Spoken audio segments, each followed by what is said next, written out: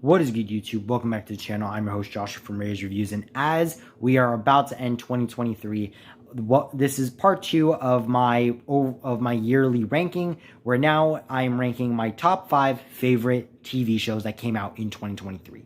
If you guys have your own ranking of your 5 favorite TV shows that came out this year, let me know down in the comments, and let's have a good discussion. And without further ado, let's get into it.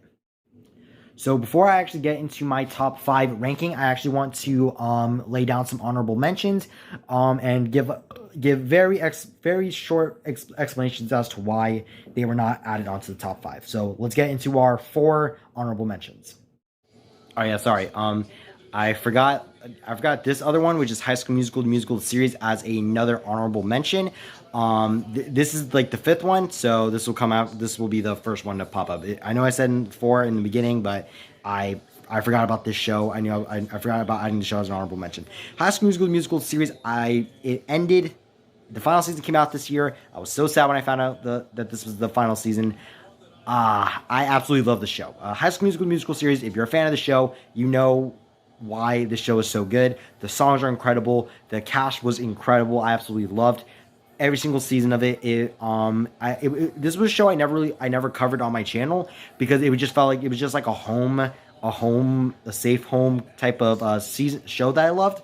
But I just thought, hey, screw it, might as well mention it now. It's not in the top 10, top 5, sorry, because like I said, this was more of a comfort show than it was just something that I wanted to cover on the channel. This was just more of a comfort show, but it was still such an incredible show. I'm glad that it got to do as many seasons as it did. Still sad that it ended at 4. I wish it could have gone to like at least season 5, but it is what it is. I'm gonna miss the show. I absolutely loved it. So the first honorable mention I wanted to have was a Gremlins Secret of the Mogwai, and the reason why this wasn't a top 5 show was just because it was an animated show. It took some interesting ideas that I didn't really think it would take. I've never watched the first Gremlins movie. I never saw the Gremlins movie. I haven't seen it yet. And this show was a kind of a good introduction to the lore of the Gremlins and the rules of it. The reason why it's not in my top 5 was just because it was animated, and animated things can be a hit or miss for me when it comes to TV shows specifically. And even though the show wasn't a miss, it just didn't reach that top 5 quality. The second honorable mention I wanted to have was Gotham Knights. If you guys saw earlier this year when I did my reaction / reviews for the Gotham Knights show, you guys know that I absolutely loved it. I loved this. I absolutely loved the show. I thought the show was very good. I did not think it deserved all the hate it got, and I definitely believe that it should have gotten a second season. Which, when it comes to me, if you know how I am with my monthly pitch series, I do like to give my own pitch for stuff. So for all you guys know, I will make a pitch for season 2. For season 2 of Gotham Knights, which I probably will do. But overall, it was a very good show. It had very good action, very interesting character dynamics. But again, it did not make the top 5 because it was canceled. And anything that gets more than one season, I feel like should not be in the top 10, in my own opinion. The third honorable mention was Goosebumps. Now, I talked a lot about this show when it was coming out, and I thought that it was really, really good.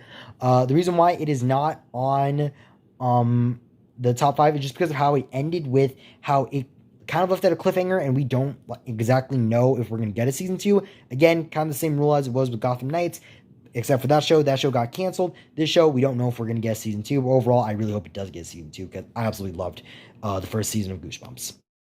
And the final honorable mention I wanted to have was Marvel's What If Season 2. The final episode of the season came out today. I did my full rank. The final episode came out today by the time I'm recording this. For you guys, the time this video releases yesterday. The episode came out yesterday. And I absolutely loved the season. I loved the whole idea of What If. But the reason why it did not make it to my top 5 was, once again, it's animated. And like I said, it's a hit or miss when it comes to animated for me to be on my top 5. But this show absolutely hit it. I just felt like it was just too late for it to be in the top 5 when all the other shows that I have on the list are, in my opinion, they absolutely deserve to be in the top 5. So now that we have the honorable mentions out of the way, let's actually get into the list. So at number 5, I have Gen V. This was the first live-action spinoff that we got for The Boys. I absolutely loved The Boys. Season 1 through 3 were incredible. I'm so excited for Season 4. But Gen V, this show was awesome.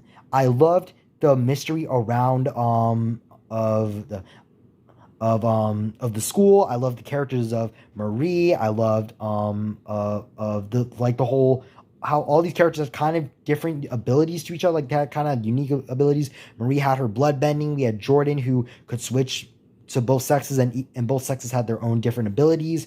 We had the girl who could shrink and grow. I'm blanking out on her name. I need to rewatch the season. We had the guy who had the ability of Master of Magnetism. We had Kate, who was like the mind control girl, and we had the two brothers, Golden Boy and his brother.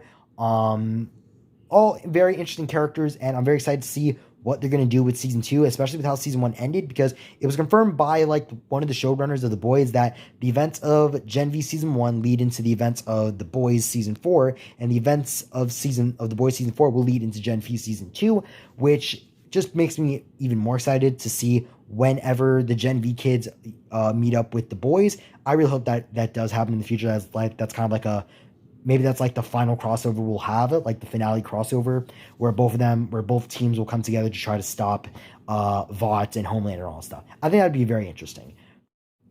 Then at number 4, I have the Netflix live action One Piece show. I went into One Piece with zero idea of what the show was going to be about. I knew it was a pirate show, and I knew that it had Luffy. Like the only character that I heard from that show was Luffy, because I had I had heard little bits and pieces about him, how he had stretchy abilities and all that stuff, but I did not know what to expect when it came to the show, and I absolutely loved it. If you saw my reviews for the show, you guys know that I absolutely loved the dynamics of all the characters, how this was a whole new world that was open to me, and it just made me so excited for what's going to happen in season 2 when that eventually comes out. I hope that comes out within the next, maybe in 2025. I hope that they spend 2024 actually working on the show for season 2. But regardless, I absolutely loved the show. I loved the dynamics of Luffy, Sanji, Nami, Usopp, and Zuko. I love the dynamic of those 5 characters, and I just really think that it was such a fun and colorful show that I know a lot of fans of the One Piece anime really enjoyed, and it's, as a guy who does not watch anime, I absolutely loved it as is in my opinion, in my own mind, an original story. Then at number 3, I have The Walking Dead Daryl Dixon. Now, this was the spin-off of the 3 spin-offs that were confirmed to be made after the ending of The Walking Dead, of the Dead City, Daryl Dixon, and The Ones Who Live. Daryl Dixon was the one I was most excited for, because I absolutely love Daryl Dixon.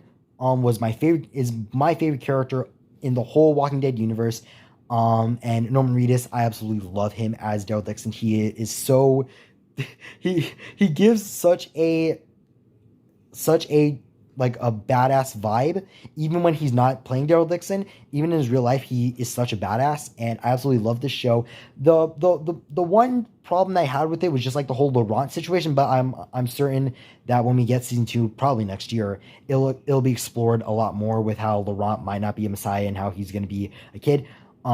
Isabel and Daryl, I'm almost 1,000% certain they're setting them up to be a couple, and seeing how season 2 is gonna have Carol be brought back, I'm so excited to see them two reunite.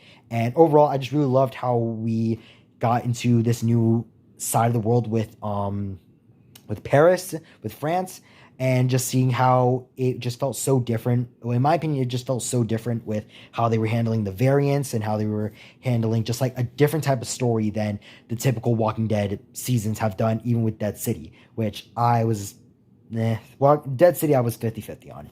But overall, I'm absolutely loved Daryl Dixon. I'm so excited to see what's going to happen in season 2. At number 2, I have Ahsoka. This was one of my most anticipated Star Wars shows, because if you guys don't know, and I believe I said this in my reviews for Ahsoka, Star Wars Rebels was my introduction to the Star Wars mythos. I absolutely loved seasons 1 through 4. The Ghost Crew, they are my people. Those are my characters. Those are the characters that got me into Star Wars. Ezra, Sabine, Kanan, Zeb, Hera, Chopper, all 6 of them were the ones who got me into Star Wars. And seeing how they were brought to life in live action, along with Ahsoka, who was a character that I fell in love with, was incredible. Rosario Dawson, she was absolutely perfect casted as Ahsoka. My one problem with Ahsoka was just how she didn't feel as joyous as she usually felt.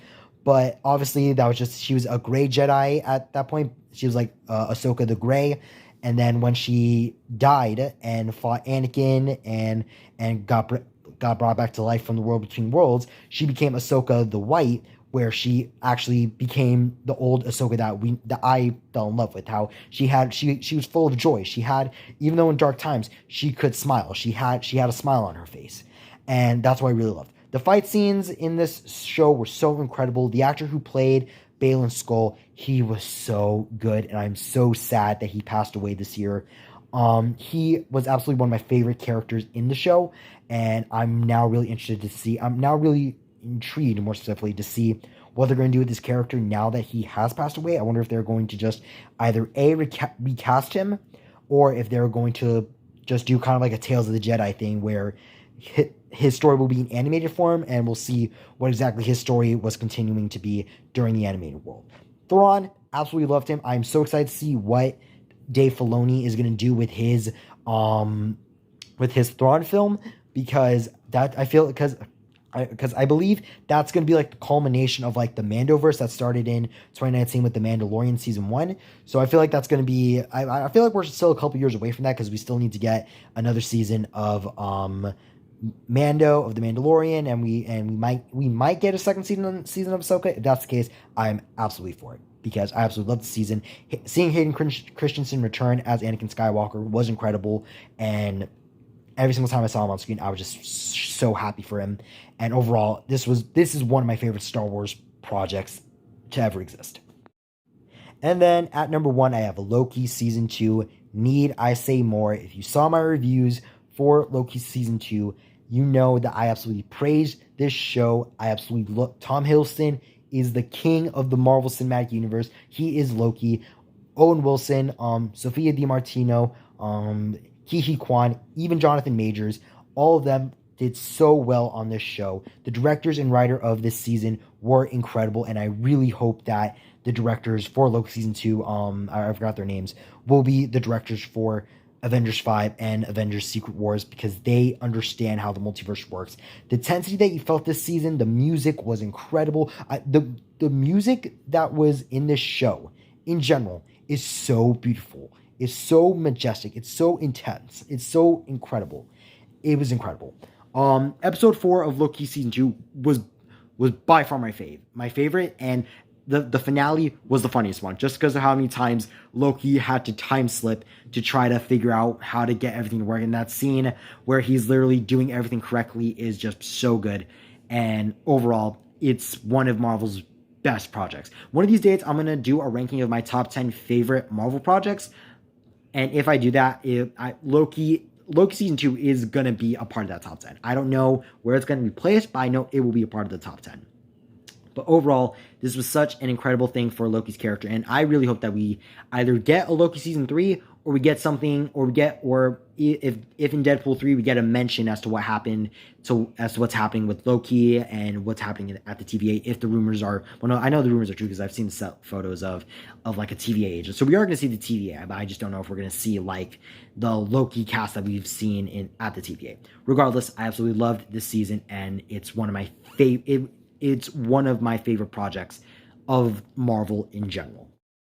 And there you have it. That is my top 5 ranking with honorable mentions of the TV shows that came out in this year of 2023. Let me know down in the comments what was your favorite shows. If you agree with my list, if you don't agree with my list, let's have a fun discussion.